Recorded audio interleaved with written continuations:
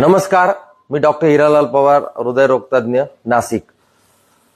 कालच एक घटना घडली। माझ्या हॉस्पिटलला एक पेशंट रेफर झाला होता आणि जनरल प्रॅक्टिशनरनी माझ्याकडे पहिले ईसीजी पाठवला होता आणि त्या ईसीजी मध्ये त्याला एक मेजर हार्ट अटॅक वालेला होता आणि तो हार्डली एक 3-4 किलोमीटर माझ्या हॉस्पिटलपासून असेल। परंतु माझ्या हॉस्पिटलला ज्यावेळेस तो पोहोचला त्यावेळेस तो पेशंट कार्डियक अरेस्टमध्ये होता, ब्रॉड डेड होता। आम्ही त्याच्यावर ईसीजी केला, बरेच प्रयत्न केले, पण वी कुड नॉट रिवाइव्ह हिम। आणि त्यावेळेस मी नातेवाईकांशी चर्चा केली तर त्यांनी सांगितलं की साधारणतः एक 1 किलोमीटर तुमचं हॉस्पिटल असेल त्यावेळेस आमचा पेशंट बोलणं बंद झालं, परंतु पेशंट रिस्पॉन्स करत नव्हता।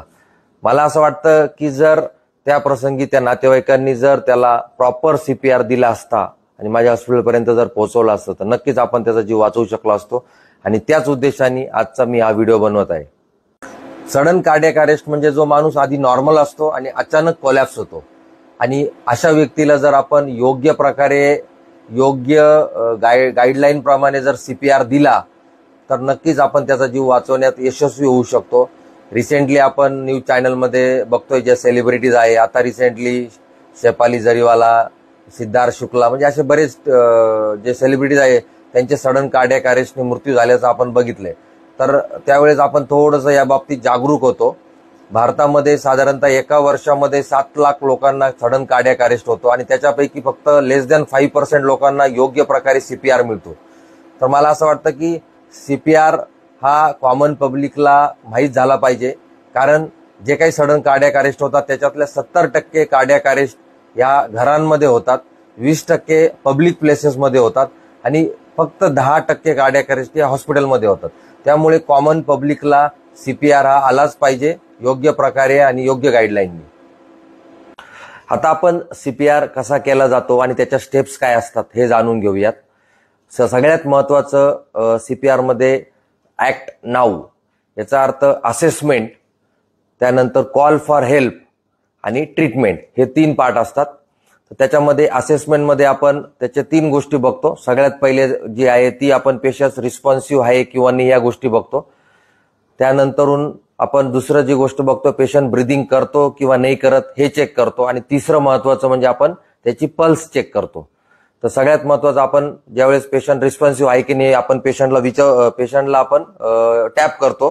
जसं आपण विचारणार भाईसाब किंवा बाबा उठा, किंवा आपण त्याला त्याच्या छातीला मारू शकतो, बाबा उठा, बाबा उठा, असं आपण करू शकतो। त्याने आपण बघू शकतो जर पेशंट रिस्पॉन्सिव्ह असेल तर तो लगेच हालचाल करेल किंवा आपल्याला आवाज देईल। जर त्यांनी कुठलाही रिस्पॉन्स केला नाही तर आपण त्याची नेक्स्ट स्टेप म्हणजे त्याचं ब्रीदिंग चेक करतो।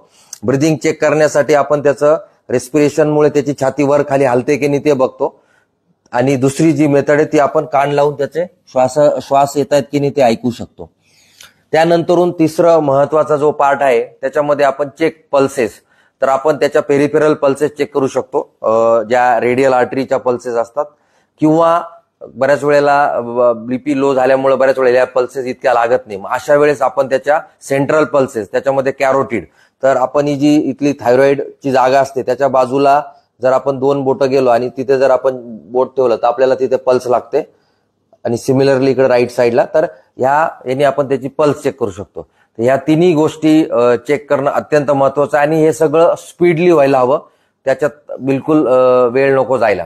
त्याच्यानंतरून जे दुसरं महत्त्वाचं जे हे आहे त्याच्यामध्ये आपल्याला कॉल फॉर हेल्प, म्हणजे मधल्या वेळामध्ये आपण जर आपल्या बाजूला जर पब्लिक प्लेसेसमध्ये जर ही घटना घडली असेल तर तिथे गर्दी असते, गर्दीमध्ये जर एखादा आपल्या ओळखीचा कोणी असेल, जसं एखादा कुणाल ओळखीचा, तर कुणाल पटकन अँब्युलन्सला बोलव असं आपण त्याला आवाज देऊ शकतो। किंवा एखादा कलरचा कोणी शर्ट घातला असेल, रेड शर्टवाले बाबा तुम्ही पटकन अँब्युलन्सला बोलवा, तसं आपण इन्स्ट्रक्शन देऊ शकतो। आता जो ऍक्ट नाऊ मधला जो टी आहे तो म्हणजे ट्रीटमेंट, म्हणजे आपल्याला आता सीपीआर करायचं आहे। तर सीपीआर करताना हे जे स्टर्नम बोन असतं सेंटर ऑफ द चेस्ट, त्या स्टर्नम म्हणजे ब्रेस्ट बोनचा जो लोअर 1/3 पार्ट असतो तर त्या पार्टमध्ये आपल्याला सीपीआर करायचा असतो। आपला जो राईट किंवा जो डॉमिनंट हँड आहे तो आपण व्हर्टिकली त्यावर प्लेस करतो, त्याच्यामध्ये आपण इंटरलॉक करतो लेफ्ट हँडचे फिंगर्स आणि साधारणतः 2 इंच डीप जाईल ह्या प्रेशरने आपण त्याच्यावर कॉम्प्रेशन देतो आणि हे जे कॉम्प्रेशनचं जी या प्रकारे आपण ते कॉम्प्रेशन देतो. हे एका मिनिटात साधारणतः 100 ते 120 कॉम्प्रेशन्स झाले पाहिजे, म्हणजे एका सेकंदाला 2 कॉम्प्रेशन. आणि हे कॉम्प्रेशन आपल्याला कंटिन्यू करायचे. या प्रकारे आपण ते कॉम्प्रेशन कंटिन्यू करायचे.